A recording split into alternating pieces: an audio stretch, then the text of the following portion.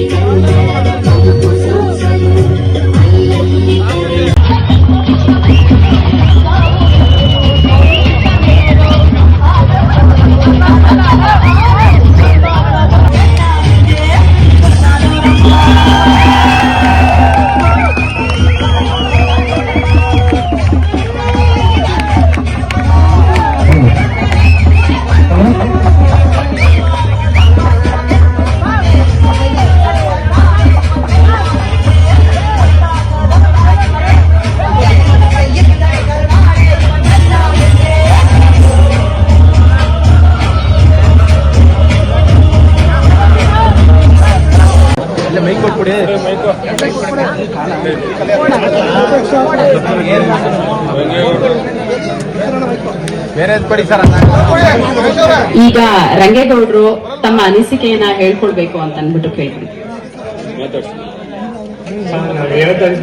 ಬೇರೆ ಸ್ವಚ್ಛ ಮಾಡ್ಸ ಅಷ್ಟೊಂದು ಮೇಡಮ್ ಆಯ್ತು ಯಾರು ಮಾಡ್ಬೇಕು ಬೇಡಿಕೆ ಬೇಡಿಕೆ ಹೇಳಿ ಬೇಡಿಕೆ ಬಿಟ್ಬಿಟ್ಟು ಈಗ ನಾವು ಆಸ್ಪತ್ರೆಗೆ ಬಂದಿತ್ತು, ನಮ್ಗೆ ಭೇಟಿ ಕೊಟ್ಟು ನಿಮ್ಗೆ ಸಮಾಧಾನ ಹೇಳಿ ಏನ್ ಹೇಳಿದೆ ಹೇಳಬೇಕು, ಏನ್ ಹೇಳಿದ್ದೆ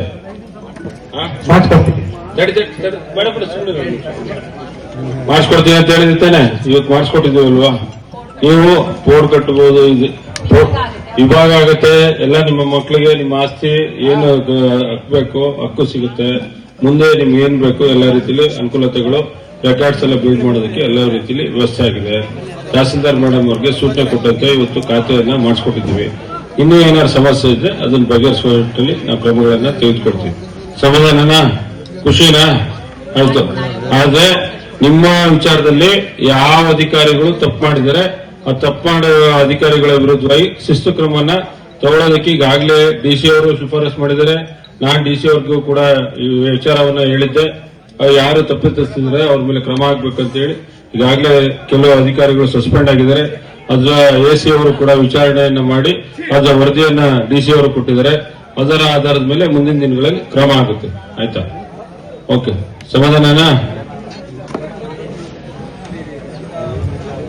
ಅದೇ ರೀತಿಯಲ್ಲಿ ನಾನು ಸಾರ್ವಜನಿಕ ಬಂಧುಗಳಿಗೆ ವಿನಂತಿಯನ್ನ ಮಾಡಿಕೊಳ್ಳೋದು, ಇವತ್ತು ರಂಗೇಗೌಡರು ಏನು ಸಣ್ಣ ಪುಟ್ಟ ವಿಚಾರಕ್ಕೆ ದೊಡ್ಡ ಮಟ್ಟದ ಒಂದು ನಿರ್ಧಾರವನ್ನು ತೆಗೆದುಕೊಂಡು ಬಹಳ ಒಂದು ದೊಡ್ಡ ಘಟನೆ ಆಗುವಂತ ನಿಟ್ಟಲ್ಲಿ ಆಗ್ತಾ ಇತ್ತು.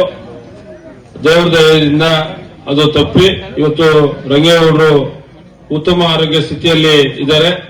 ನಾನೀ ಸಂದರ್ಭದಲ್ಲಿ ನಮ್ಮ ಸಾರ್ವಜನಿಕ ಬಂಧುಗಳಿಗೆ ವಿನಂತಿಯನ್ನು ಮಾಡಿಕೊಳ್ಳೋದು, ನಾನು ನಿಮ್ಮ ಒಬ್ಬ ಸೇವಕನಾಗಿ ನಿಮ್ಮ ಜೊತೆ ಇದ್ದೇನೆ. ಇಂತರ ಸಮಸ್ಯೆ ಬಂದಂತ ಸಂದರ್ಭದಲ್ಲಿ ನನ್ನ ಗಮನಕ್ಕೆ ತಗೊಬನ್ನಿ, ಖಂಡಿತ ನಾನು ಅದನ್ನ ಬಗೆಹರಿಸುವ ನಿಟ್ಟಲ್ಲಿ ಕ್ರಮಗಳನ್ನ ತೆಗೆದುಕೊಳ್ತೇನೆ. ಯಾರು ಅಧಿಕಾರಿಗಳು ನಿಮಗೆ ಕೆಲಸ ಮಾಡಿಕೊಡಲ್ಲ ಅವ್ರ ಮೇಲೆ ಶಿಸ್ತು ಕ್ರಮವನ್ನ ಜರುಗಿಸುವಂತ ನಿಟ್ಟಲ್ಲಿ ನಾನು ಕ್ರಮವನ್ನ ಖಂಡಿತ ನಾನು ತೆಗೆದುಕೊಳ್ತೇನೆ ಅಂತಕ್ಕಂಥ ಮಾತನ್ನ ಈ ಸಂದರ್ಭದಲ್ಲಿ ಎಲ್ಲ ಸಮಸ್ತ ಕೃಷ್ಣರಾಜನಗರ ತಾಲೂಕು ಸಾಲುಗ್ರಾಮ ತಾಲೂಕು ಎರಡೂ ತಾಲೂಕಿನ ಸಮಸ್ತ ಜನರಿಗೆ ನಾನು ಈ ಒಂದು ಸಭೆಯ ಮೂಲಕವಾಗಿ ನಾನು ಹೇಳಲಿಕ್ಕೆ ಬಯಸ್ತೇನೆ. ಆಯ್ತು. ಸಂದರ್ಭದಲ್ಲಿ ಬಹಳ ಅತ್ಯಂತ ಅದ್ದೂರಿಯಾದಂತಹ ಒಂದು ಸ್ವಾಗತವನ್ನ ನಿಮ್ಮ ಮನೆಯ ಮಗನಾದಂತ ನನಗೆ ತಾವೆಲ್ಲ ಆತ್ಮೀಯತೆಯಿಂದ ಪ್ರೀತಿಯಿಂದ ಬರಮಾಡ್ಕೊಂಡಿದ್ದೀರ. ಮೊದಲಿಗೆ ತಮ್ಮೆಲ್ಲರಿಗೂ ಕೂಡ ನಾನು ಹೃದಯಪೂರ್ವಕವಾದ ಧನ್ಯವಾದಗಳನ್ನ ಈ ಸಂದರ್ಭದಲ್ಲಿ ಮೊದಲಿಗೆ ನಾನು ಸಲ್ಲಿಸಲಿಕ್ಕೆ ಬಯಸ್ತಾ ಇದ್ದೇನೆ. ನಾನು 2005ರಲ್ಲಿ ಇದೇ ಈ ಒಂದು ಗ್ರಾಮಕ್ಕೆ ಅವತ್ತು ನಿಮ್ಗೆಲ್ಲ ಯಾರು ರವಿಶಂಕರ್ ಅಂತ ಹೇಳಿ ಗೊತ್ತಿರಲಿಲ್ಲ. ಗೊತ್ತಿಲ್ಲದೆ ಇದ್ದು ಕೂಡ ನನ್ನನ್ನ ಬಹಳ ಪ್ರೀತಿಯಿಂದ ಬರಮಾಡಿಕೊಂಡು ನಮ್ಮ ಒಂದು ಗ್ರಾಮದ ಒಬ್ಬ ಮಗ ಅಂತ ತಿಳ್ಕೊಂಡು ತಾವೆಲ್ಲ ಅತ್ಯಂತ ಹೆಚ್ಚಿನ ರೀತಿಯಲ್ಲಿ ಸಹಕಾರವನ್ನು ಕೊಟ್ಟು ಮೊದಲ ಬಾರಿಗೆ ಜಿಲ್ಲಾ ಪಂಚಾಯಿತಿಯ ಅಭ್ಯರ್ಥಿಯಾಗಿದ್ದನ್ನ ಸದಸ್ಯನಾಗಿ ಮಾಡಲಿಕ್ಕೆ ಸಾಕಷ್ಟು ದೊಡ್ಡ ಮಟ್ಟದಲ್ಲಿ ಆಶೀರ್ವಾದವನ್ನ ಕೊಟ್ರೆ, ಅದಾದ್ಮೇಲೆ ಎರಡನೇ ಬಾರಿಗೂ ಬಂದಂತ ಸಂದರ್ಭದಲ್ಲಿ ಇನ್ನೂ ಹೆಚ್ಚಿನ ಮತಗಳನ್ನು ಕೊಟ್ಟು ಇಡೀ ಜಿಲ್ಲೆಗೆ ನಮ್ಮ ಸಾಲಿಗ್ರಾಮ ಜಿಲ್ಲಾ ಪಂಚಾಯಿತಿಯನ್ನ ನೋಡುವಂತ ನಿಟ್ಟಲ್ಲಿ ದೊಡ್ಡ ಮಟ್ಟದ ಒಂದು ಮತಗಳನ್ನ ಕೊಟ್ಟು ತಾವು ಆಶೀರ್ವಾದವನ್ನು ಮಾಡಿ ಎರಡನೇ ಬಾರಿಗೆ ಗೆಲ್ಲಿಸಿದೆ. ತದನಂತರದಲ್ಲಿ 2018ರಲ್ಲಿ ನಿಮ್ಮೆಲ್ಲರ ಆಶೀರ್ವಾದ ಇದ್ರೂ ಕೂಡ ಕೆಲವೇ ಮತಗಳ ಅಂತರದಿಂದ ಅವತ್ತು ಸೋಲನ್ನ ಕಾಣಬೇಕಾಯ್ತು. ಸೋತಿದ್ರು ಕೂಡ ನಿಮ್ಮ ಜೊತೆಲಿ ನಿರಂತರವಾಗಿ ಸಂಪರ್ಕವನ್ನು ಇಟ್ಕೊಂಡು ಕೆಲಸ ಕಾರ್ಯಗಳನ್ನು ಮಾಡಿಕೊಂಡು ಸಂಘಟನೆಯನ್ನು ಮಾಡಿಕೊಂಡು ಬಂದಿನ ಪ್ರತಿಫಲವಾಗಿ 2023ರಲ್ಲಿ ಅತಿ ಹೆಚ್ಚಿನ ಮತಗಳನ್ನು ಕೊಟ್ಟು ತಾವು ಒಬ್ಬ ಸಾಧಾರಣವಾಗಿ ಇದ್ದಂತ ರವಿಶಂಕರ್ಗೆ ದೊಡ್ಡ ಮಟ್ಟದ ಜವಾಬ್ದಾರಿಯನ್ನು ಕೊಡಿಸಿ ಇವತ್ತು ನಿಮ್ಮ ಮುಂದೆ ಮಾತನಾಡುವಂತ ಶಕ್ತಿಯನ್ನ ಕರುಣಿಸ್ಕೊಟ್ಟಿದ್ದೀರಾ. ಆ ಕಾರಣಕ್ಕಾಗಿ ನನ್ನೆಲ್ಲ ಲಕ್ಷ್ಮೀಪುರ ಗ್ರಾಮದ ಸಮಸ್ತ ಜನರಿಗೆ, ಸಮಸ್ತ ಮತದಾರ ಬಂಧುಗಳಿಗೆ ಇಲ್ಲಿಂದನೇ ಅವರ ಪಾದಗಳಿಗೆ ಸಾಷ್ಟಾಂಗ ನಮಸ್ಕಾರಗಳನ್ನು ಅರ್ಪಿಸೋದ್ರ ಮೂಲಕವಾಗಿ ನಾನು ಧನ್ಯವಾದಗಳನ್ನ ಸಲ್ಲಿಸಲಿಕ್ಕೆ ನಾನು ಬಯಸ್ತಾ ಇದ್ದೇನೆ. ಇವತ್ತು ನಮ್ಮೆಲ್ಲ ಸಂಗೊಳ್ಳಿ ರಾಯಣ್ಣ ಯುವಕ ಮಿತ್ರರು ಎಲ್ಲರೂ ಒಗ್ಗೂಡಿಕೆಯಿಂದ ಇವತ್ತು ಸಂಗೊಳ್ಳಿ ರಾಯಣ್ಣನ ಪ್ರತಿಮೆಯನ್ನ ಅನಾವರಣವನ್ನ ಮಾಡಿದಿರ. ಇವತ್ತು ಸಂಗೊಳ್ಳಿ ರಾಯಣ್ಣ ಪ್ರತಿಮೆ ಅನಾವರಣ ಮಾಡುವಂತ ನಿಟ್ಟಲ್ಲಿ ಪ್ರತ್ಯಕ್ಷವಾಗಿ ಪರೋಕ್ಷವಾಗಿ ಬಹಳಷ್ಟು ಜನ ಇದಕ್ಕೆ ಸಹಕಾರವನ್ನು ಕೊಟ್ಟಿದ್ದಾರೆ. ಈ ಒಂದು ಪ್ರತಿಮೆಯನ್ನು ಮಾಡಿಸುವಂತ ನಿಟ್ಟಲ್ಲಿ ನಮ್ಮ ಸಂಗೊಳ್ಳಿ ರಾಯಣ್ಣ ಯುವಕರ ಸಂಘ ಎಲ್ಲ ಸದಸ್ಯರು ಪದಾಧಿಕಾರಿಗಳು ಸಾಕಷ್ಟು ಶ್ರಮವನ್ನು ಹಾಕಿದ್ದಾರೆ. ಆ ಕಾರಣಕ್ಕಾಗಿ ಈ ಒಂದು ಪ್ರತಿಮೆಯನ್ನ ಸ್ಥಾಪನೆ ಮಾಡಲಿಕ್ಕೆ ಯಾರೆಲ್ಲ ಶ್ರಮವನ್ನ ಬಿದ್ದಿರ್ತಕ್ಕಂಥವ್ರು, ಜೊತೆಗೆ ಸಹಾಯವನ್ನು ಮಾಡಿರ್ತಕ್ಕಂಥವ್ರಿಗೆ ನಾನು ಕ್ಷೇತ್ರದ ಜನತೆ ಪರವಾಗಿ ನಾನು ಅತ್ಯಂತ ಗೌರವಪೂರ್ವಕವಾಗಿ ನಾನು ಧನ್ಯವಾದಗಳನ್ನ ಈ ಸಂದರ್ಭದಲ್ಲಿ ನಾನು ಸಲ್ಲಿಸಲಿಕ್ಕೆ ಬಯಸ್ತಾ ಇದ್ದೇನೆ. ಅದೇ ರೀತಿಯಲ್ಲಿ ನಾನು ಈ ಸಂದರ್ಭದಲ್ಲಿ ಹೇಳೋದು ಒಂದೇ ಮಾತು, ಇವತ್ತು ಸಂಗೊಳ್ಳಿ ರಾಯಣ್ಣನವರು ಬಹಳಷ್ಟು ವರ್ಷಗಳು ದೀರ್ಘಾಯುಷ್ಯವನ್ನು ಪಡೆಯಲಿಲ್ಲ. ಆದರೆ ಬದುಕಿದ್ದಂತ ವರ್ಷದಲ್ಲಿ ಒಬ್ಬ ವ್ಯಕ್ತಿ ಏನನ್ನ ಸಮಾಜಕ್ಕೆ ಕೊಡುಗೆಯಾಗಿ ಕೊಡಬೇಕು, ಸಮಾಜವನ್ನ ಯಾವ ರೀತಿಯಾಗಿ ನಡೆಸ್ಕೊಂಡು ಹೋಗ್ಬೇಕು ಅಂತಕ್ಕಂಥ ನಿಟ್ಟಲ್ಲಿ ಏನೋ ಹೊತ್ತು ಸ್ವತಂತ್ರ ಪೂರ್ವಕ್ಕೆ ಬಹಳಷ್ಟು ಜನ ಹೋರಾಟವನ್ನು ಮಾಡುದಿಲ್ಲ. ನನ್ನ ಒಂದು ಮನಸ್ಸಿಗೆ ಬರುವಂತ ನಿಟ್ಟಲ್ಲಿ ಯಾರಾದ್ರೂ ಮೊದಲ ವ್ಯಕ್ತಿ ಸ್ವತಂತ್ರಕ್ಕೆ ಹೋರಾಟವನ್ನು ಮಾಡಿದ್ದಾರೆ ಅಂತ ಹೇಳಿದ್ರೆ ಅದು ಸಂಗೊಳ್ಳಿ ರಾಯಣ್ಣ ಅಂತಕ್ಕಂಥದ್ದು ನಾನು ಹೇಳಲಿಕ್ಕೆ ಇಷ್ಟಪಡ್ತಾ ಇದ್ದೇನೆ. ಇವತ್ತು ಸಂಗೊಳ್ಳಿ ರಾಯಣ್ಣನವರು ಅವರನ್ನ ಗಲ್ಲಿಗೇರಿಸುವ ಸಂದರ್ಭದಲ್ಲಿ ಅವರಿಗೆ ಕೊನೆಯ ಆಸೆಯಿಂದ ಏನು ಅಂತಕ್ಕಂಥದ್ದೇ ಕೇಳಿದ್ರು. ಅವರು ನನ್ನನ್ನ 4 ಗೋಡೆ ಮಧ್ಯದಲ್ಲಿ ಗಲ್ಲಿಗೇರಿಸಬಾರ್ದು, ನನ್ನನ್ನ ಜನರ ಸಮೂಹದಲ್ಲಿ ಜನರ ಮಧ್ಯೆಯಲ್ಲಿ ನನ್ನನ್ನ ಗಲ್ಲಿಗೆ ಏರಿಸಬೇಕು ಅಂತಕ್ಕಂಥ ನಿಟ್ಟಲ್ಲಿ ಮನವಿಯನ್ನ ಮಾಡಿದ್ರು.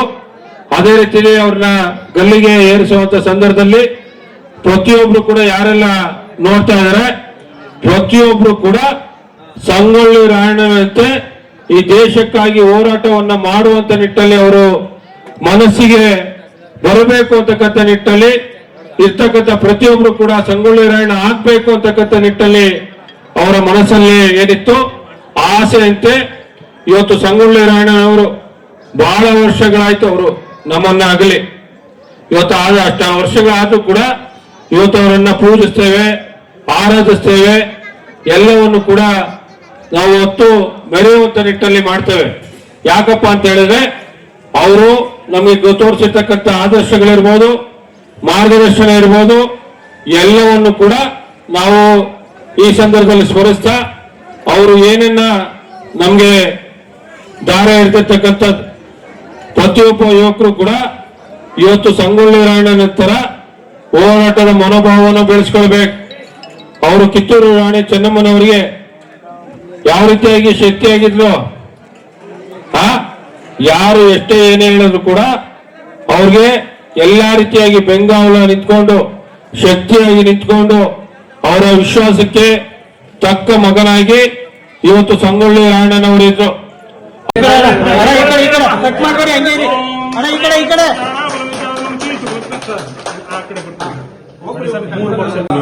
ಜೋರಾಗಿ ಇನ್ನೊಂದ್ಸರಿ ಉದ್ದಕ್ಕೂ ಹಂಗೆ